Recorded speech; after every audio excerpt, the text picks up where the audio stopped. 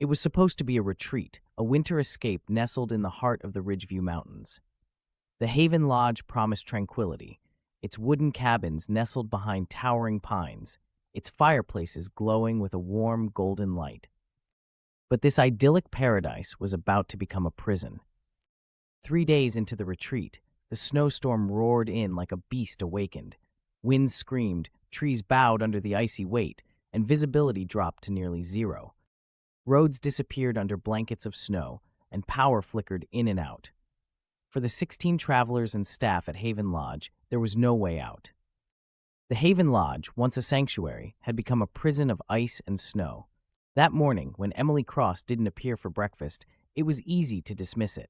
She was young, adventurous, a free spirit who loved the outdoors.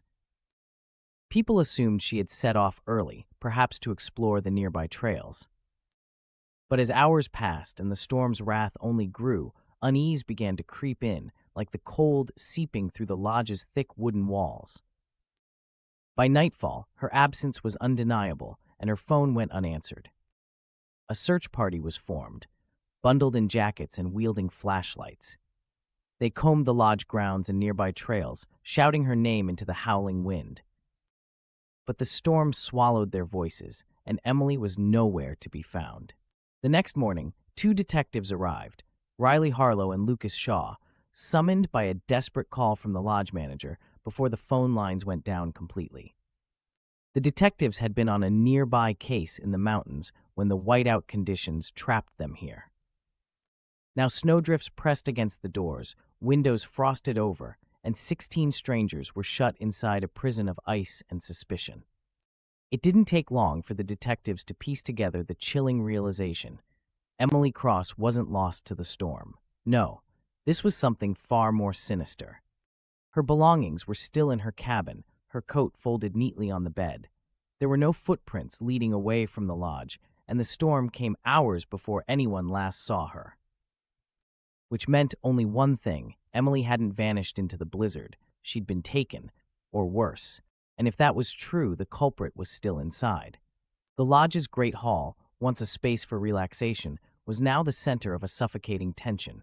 Riley and Lucas gathered the guests in front of the crackling fire, their faces illuminated by the flickering glow.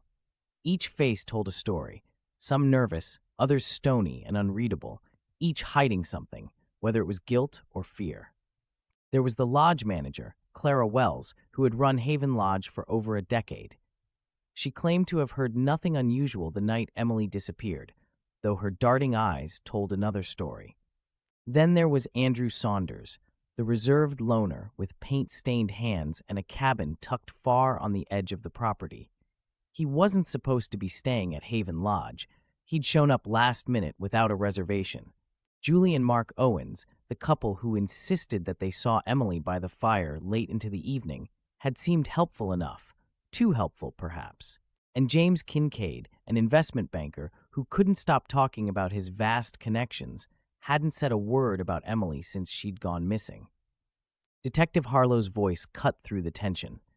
Someone here knows exactly what happened to Emily Cross. With the storm, no one's coming or going. We all stay here until the truth comes out.